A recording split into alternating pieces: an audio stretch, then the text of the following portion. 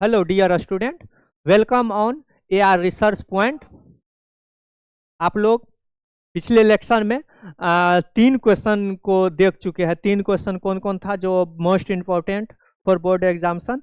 पहला, प्रकाश का परावर्तन के नियम क्या है, प्रकाश के परावर्तन से आप क्या समझते हैं, इस तरह का। दूसरा क्वेश्चन क्या था, वास्तविक प्रतिबिंब और काल्पनिक प्रतिबिंब में अंतर, उत्तल दर्पण और अवतल दर्पण में अंतर।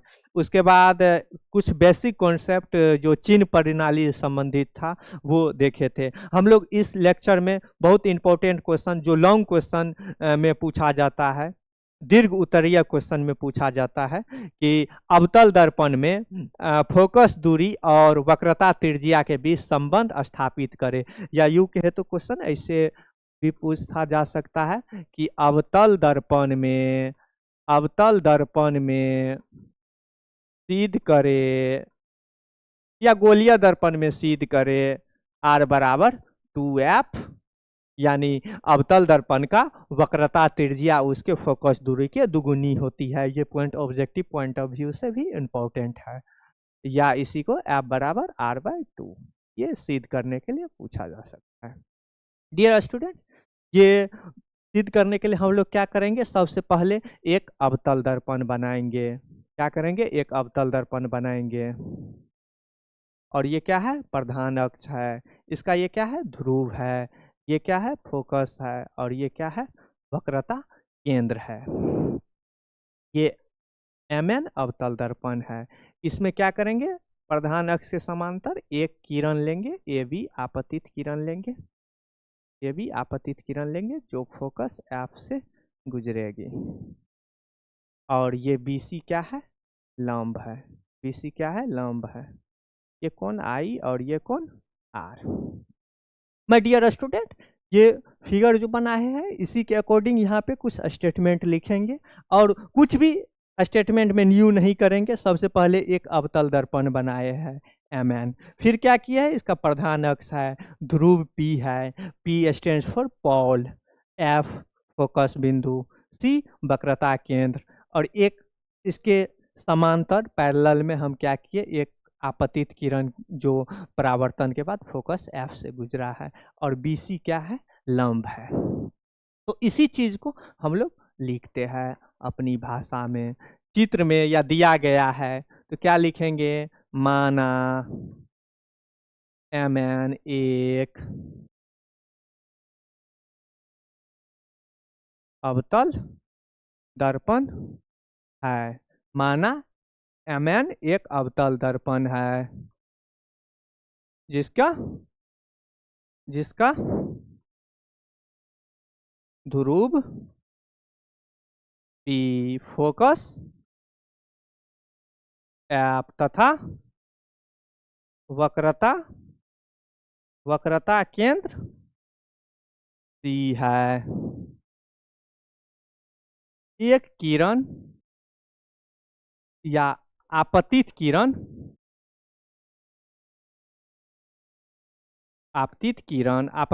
क्या है माय डियर स्टूडेंट? AB आपतित किरण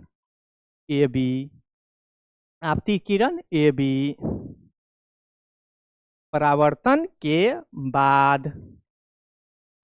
के बाद आपतित किरण AB परावर्तन के बाद प्रधान अक्ष के फोकस F से गुजरती है। प्रधान अक्ष के फोकस F से गुजरती है। परावर्तन के बाद फोकस F से गुजरती है। फोकस F से गुजरती है। जो ये फिगर में दर्शाया गया है उसी को हमने यहाँ लिखा है। तो अब हम देखेंगे यहाँ पर कि प्रकाश के परावर्तन के दूसरे नियम से। प्रकाश का परावर्तन का दूसरा नियम क्या होता है कि आपतन कोण परावर्तन कोण के बराबर होता है। That means angle of I equal to angle of R। तो यहाँ पे लिखेंगे, क्या लिखेंगे? प्रकाश के परावर्तन के नियम से, प्रकाश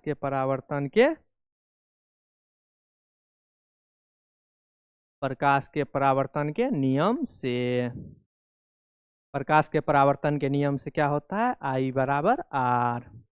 प्रकाश के परावर्तन के नियम से I बराबर R, एंगल ऑफ I बराबर एंगल ऑफ R। तो देखो तो इसका नोटेशन, एंगल ऑफ I को क्या लिख सकते हैं, angle of ABC। Angle of R को क्या लिख सकते हैं, एंगल ऑफ R को हम लोग क्या लिख सकते हैं, BCF, एंगल ऑफ BCF। तो इक्वेशन 1 ले लेते हैं। उसके बाद हम लोग क्या लेंगे, चित्र से।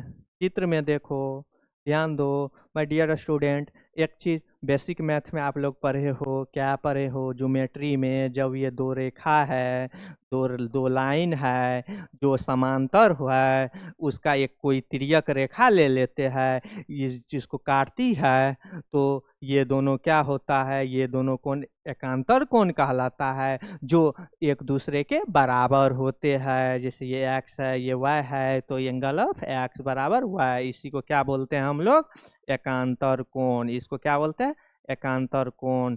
आप लोग इसको इसमें भी देखिए तो ए बी और एक्स सी पी पैरेलल में है, जी सर है तो बताइए, तो ये दोनों पैरेलल में है और बी सी तिर्यक रेखा है, तो इसको और इसको बराबर कर सकते हैं, हाँ सर कर सकते हैं, इसलिए हमने यहाँ आई दे दिया।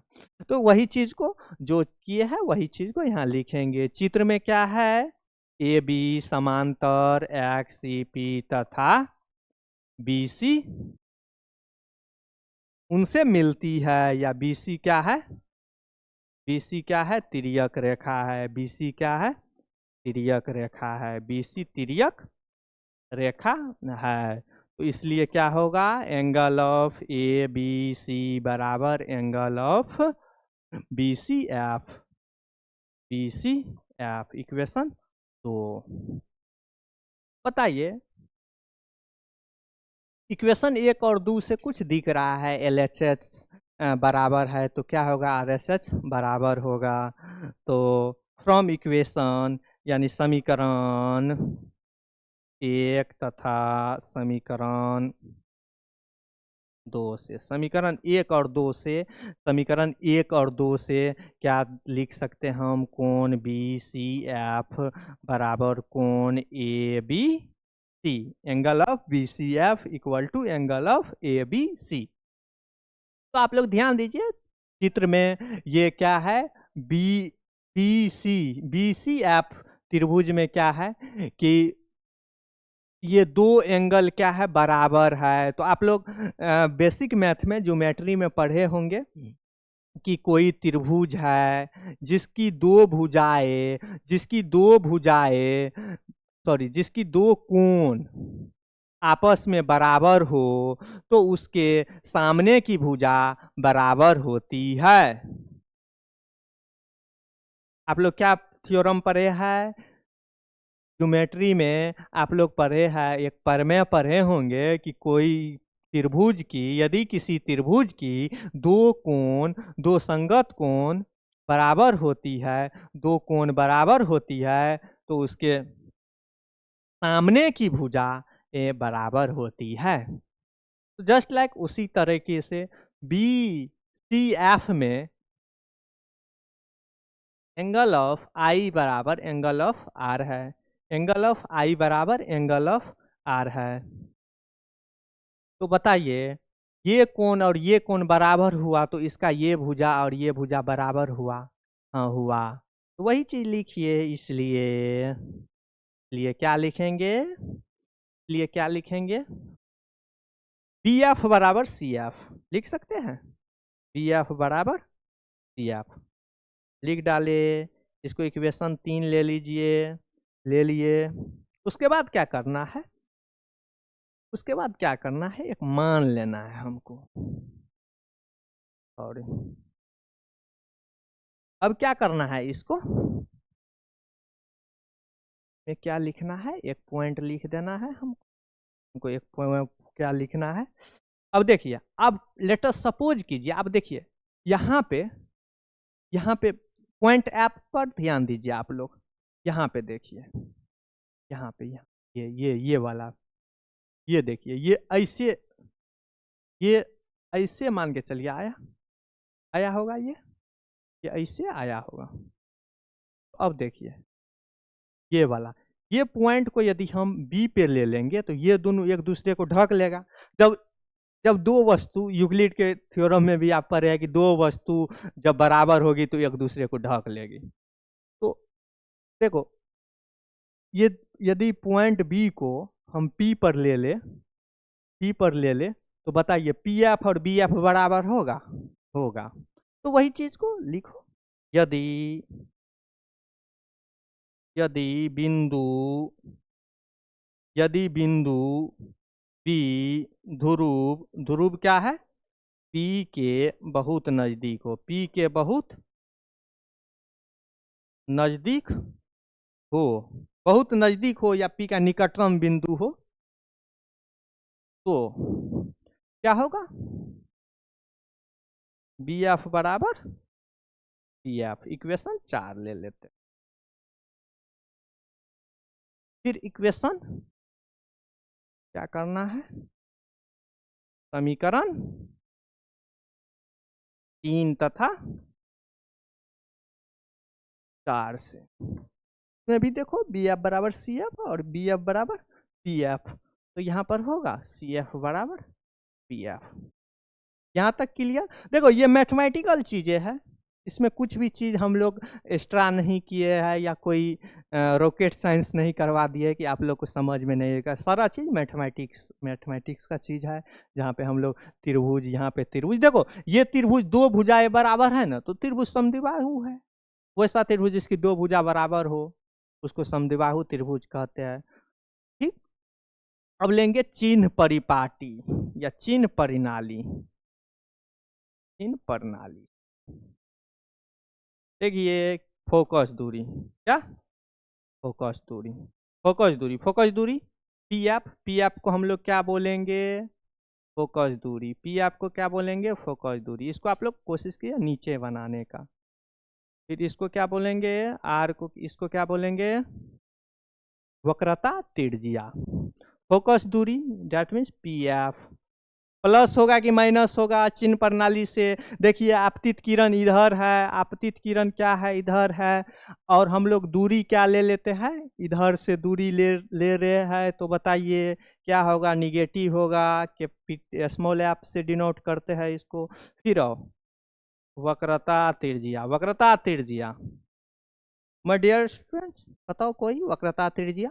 तो वक्रता त्रिज्या सर ध्रुव और वक्रता केंद्र सी के बीच का डिस्टेंस होता है, दैट मीन्स पीसी बराबर माइनस आर।